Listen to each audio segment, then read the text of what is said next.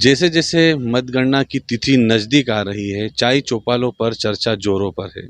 लोगों में उत्सुकता भी है, वहीं प्रत्याशियों की धड़कनें भी बढ़ रही है। आज हम झाबुआ में उपस्थित हैं। झाबुआ में हमारे साथ वरिष्ठ पत्रकार आलोक जी द्विवेदी, हरीश जी यादव उपस्थित हैं। हम उनसे चर्चा करेंगे कि किस प्रकार की स्थिति बन रही है चुनाव, विधानसभा चुनाव को लेके। आलोक भाई, आप लगातार भ्रमण करते हैं, आपका एनालिसिस भी होता है इसको लेकर। इस बार किस प्रकार का माहौल लगे?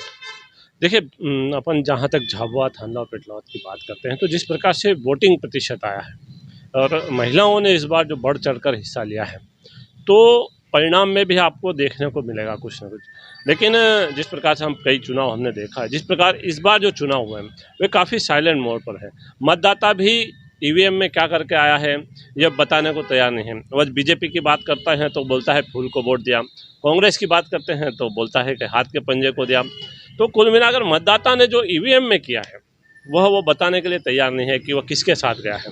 क्या उसने कमलनाथ की योजनाओं को समझा और कमलनाथ के साथ चला गया, या शिवराज की जो योजनाएं हैं उनके साथ चला गया।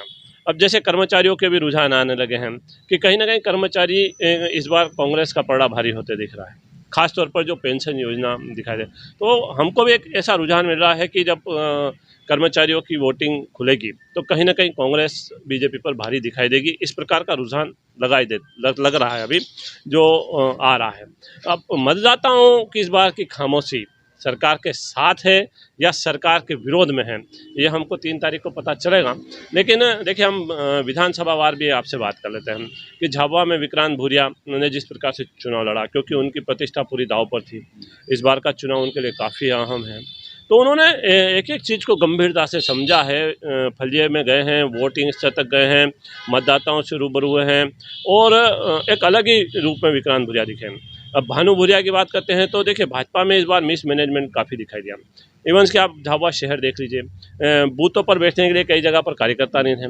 तो भाजपा में पूरा मिसमैनेजमेंट दिखाई दे रहा था, जबकि कांग्रेस एकजुट होकर मैदान में थी। थानला में बात करें तो भले ही बीजेपी में एक धड़ा विरोध कर रहा था, लेकिन इस बार वो खुल के नहीं था। वीर सिंह अकेले चुनाव लड़ते दिखाई दिए क्योंकि संगठन वहाँ था नहीं। तो अगर वीर सिंह का ये माइनस पॉइंट रहा कि वहाँ संगठन नहीं लगा तो वीर सिंह के लिए तकलीफ हो सकती है।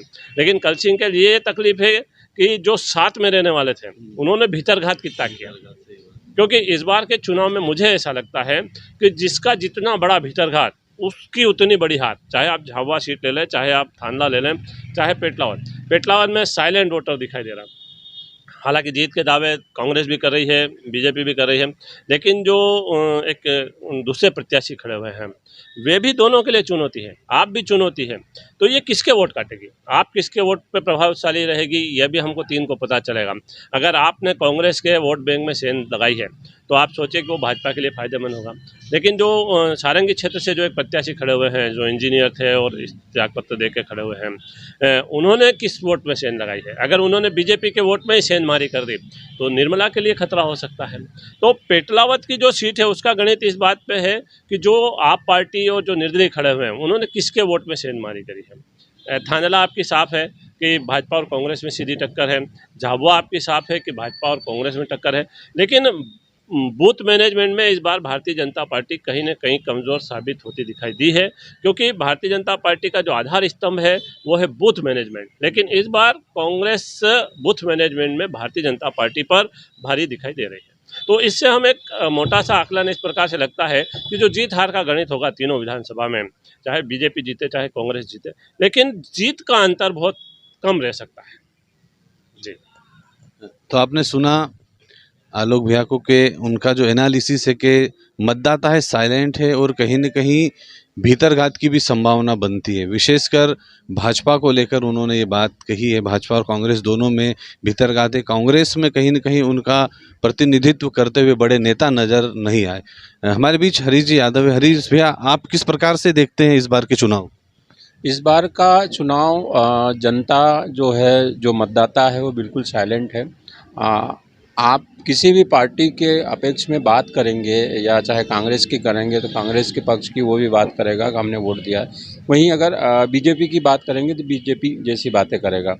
मतदाता पूर्ण रूप से साइलेंट है और कुछ भी बताना नहीं चाह रहा है, बता नहीं पा रहा है। वो कहाँ गया है। यदि बात की जाए हरीश भैया के झाबुआ विधानसभा की बात करें, यहाँ पर भाजपा और कांग्रेस दोनों के विधायक भी रहे हैं, लेकिन आपको ऐसा क्या लगता है ऐसी प्रमुख मांगें, ऐसी प्रमुख समस्याएं यहाँ की ऐसी क्या है जो यहाँ का जो भावी विधायक को करना चाहिए प्रमुख रूप से, क्या लगता है आपको? वैसे देखा जाए तो जनता की और खासकर युवाओं की मांग है कॉलेज, मेडिकल कॉलेज हो, कृषि कॉलेज हो और पढ़ने की अच्छी सुविधा हो। सबसे बड़ी समस्या एमबीबीएस करने को लेकर रहती है। वो कॉलेज चल रहा था, उसे भी बंद कर दिया गया और रोज़गार को लेकर भी लोगों की मांग रही है कि हमें रोज़गार उन्मूलक काम जैसे कुछ फैक्ट्री लग जाए, कुछ ऐसा हो जाए जिससे मतदाता रोज़गार के रूप में भी उन्होंने मतदान किया है। और वहीं अगर देखा जाए जैसे योजना की बात की जाए, मध्य प्रदेश सरकार की, शिवराज सरकार ने जो लाडली बहना योजना सबसे अधिक रूप से प्रमोट किया था और कहीं न कहीं महिलाओं को उसका बेनिफिट भी मिला है, तो वो भी बीजेपी उस चीज़ को भी लेके गई है। वहीं कांग्रेस को देखा जाए तो जैसे अभी आलोक भैया ने बताया कि कर्मचारियों को पुरानी पेंशन को लेके भी प्रलोभन दिया गया था। तो इस तरीके से कहीं न कहीं एक खिंचाव जो है दोनों पार्टियों ने अपनी ओर किया है।